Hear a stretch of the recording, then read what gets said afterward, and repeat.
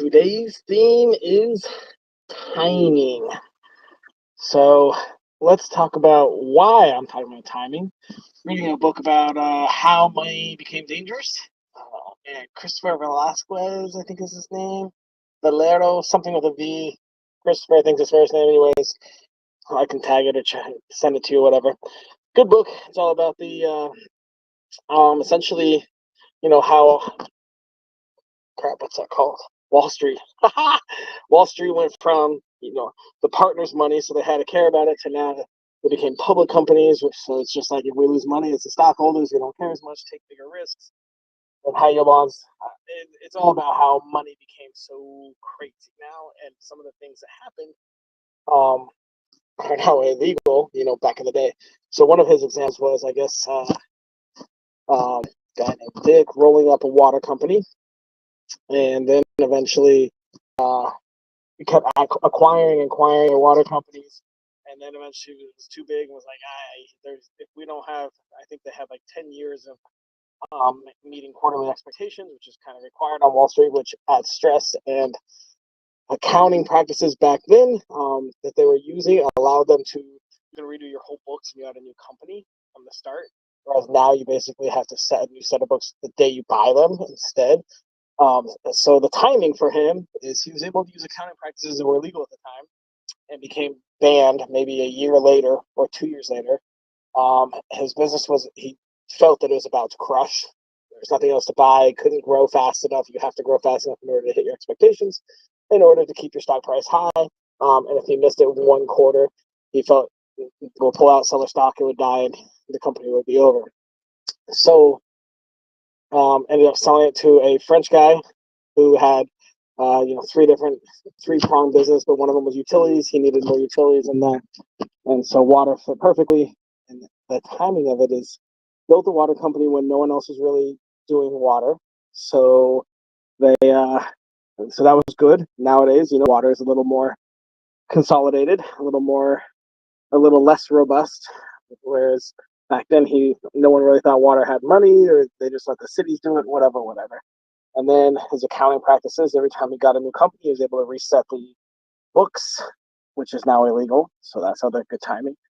And then the poor French guy bought it, after a couple months, did his due diligence, realized there's not much else to grow. It's probably going to fail. He got a little pissed, and at some point ended up in prison, possibly for that company, but possibly for other things.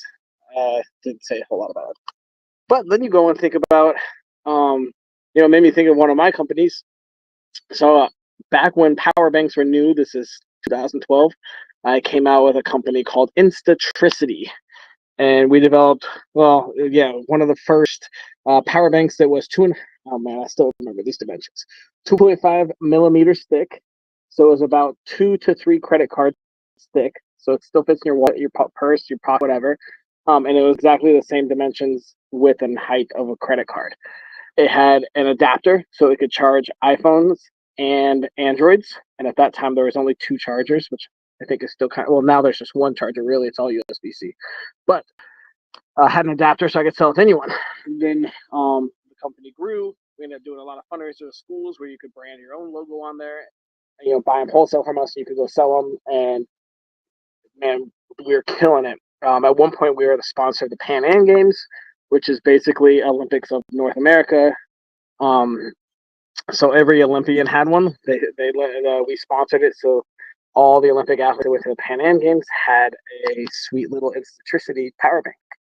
And then, it came to where, okay, now I go to CES everywhere, so I see all these electronics, and eventually I saw pretty much the same product multiple times, and I saw, thinner and better ones. So it got to the point where it was like every year, maybe even every 6 months, I have to put a bunch of money into research and development, come out with a new power bank, remarket it, and do this and that. And I was like, this sounds like a lot of time and effort, while I had probably 2 or 3 other businesses going then. I don't remember, 2012, so long. And so I decided that I was going to sell it to inventory and kind of wrap it up. And it turned out to be a great idea because, within 6 months they had, 1 millimeter ones that were like being retailed for like $10. And I was selling mine, I think, for 25. So it was just bigger players were buying up and creating faster and able to put more money in R&D than I ever would have been able to do. So with good timing, I got out, got all the profit I could, and moved on to the next thing, which I think was probably vaporizers. I think a vaporizer actually before that. Anyways, it's also crazy about relationships. Two people that may be connected and have some sort of romantic intertwining, but one is not in a place to get serious, maybe due to past relationships, working on themselves, potential moving. I mean, there's 1,000 reasons why people are just not ready yet. And then you have someone that is, and that timing can be off, even if it could have been something great. So I guess the question of the day is, how do you know when is the right time to A, sell a company, B, shut up and get in the relationship, or C, buy a company? And I mean, a lot of people would say gut instinct is a huge part of that. Just feeling it out. I mean, if you talk to Wall Street or M&A guys, they'll disagree and say it's all about the numbers. But something interesting about timing. So if you have any tips on how to know when the right time is for the right things, I'd love to hear them. Put them in the comments or DM me.